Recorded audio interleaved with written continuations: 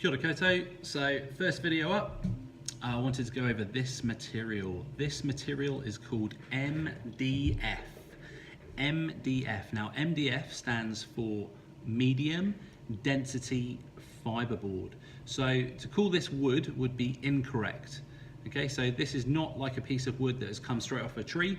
This piece of material has been through a process. So what happens is a tree gets taken into a big factory, they chop it up into like millions of little pieces, almost in a similar way to how they make paper. Then they add resin, which is a type of glue, and then this gets heated up and put through a big press. Now the press squeezes it and gets it into a nice uniform shape like this.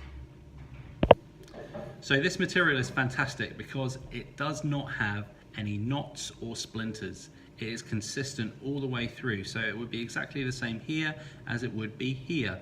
Whereas that would be different with a piece of wood straight off a tree, because you might get grain, there may be knots, all kinds of stuff like that. So that's one of the upshots of using MDF. We can cut it into any shape really easily, which makes it perfect to make our prototypes, okay, because we can cut it into any shape and it's very easy to cut.